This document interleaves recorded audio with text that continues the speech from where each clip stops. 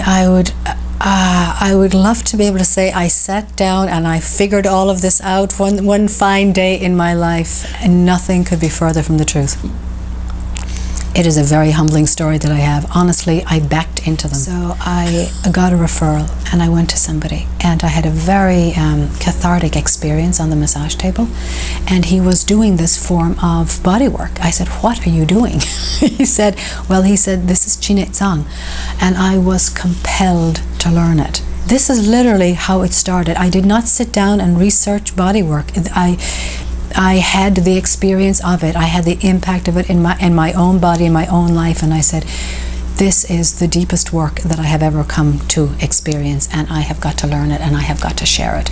That's how I began with Tsang. And of course, the more I did it, and the more I do it, the more I marvel at it, and the more it humbles me. Yeah, it is incredible work.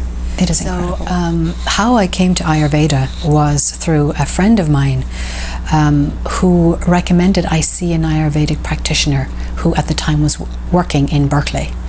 I had never had an Ayurvedic consultation, and I was curious about it. And I had this, at the time, pain in my neck, and he thought that he would be helpful. So over I went, and I had my consultation, and I was very impressed with him and what he presented and how he presented it. But my takeaway prescription required so much of me that as a busy woman in my life at the time, I'm just thinking, get real. How am I going to bring this into my life? And so I had a kicking and screaming relationship with Ayurveda at the get-go.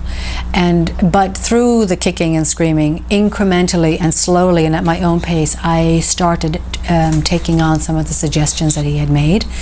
And the more I tried, the more they worked, the more I liked it, and the more I just grew to fall in love with Ayurveda.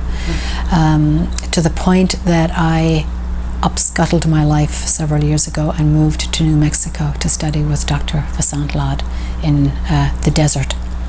Not the environment for this Irish animal, but Ayurveda was something I had to know more about. So that was Ayurveda. And now I'm just so grateful to have that beautiful, beautiful body of knowledge.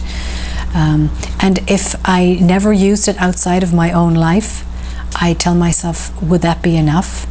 But of course, I want to share it with as many people as possible because of the wisdom that it has to teach, because of the simplicity that it's about, because of how complex it is at the same time.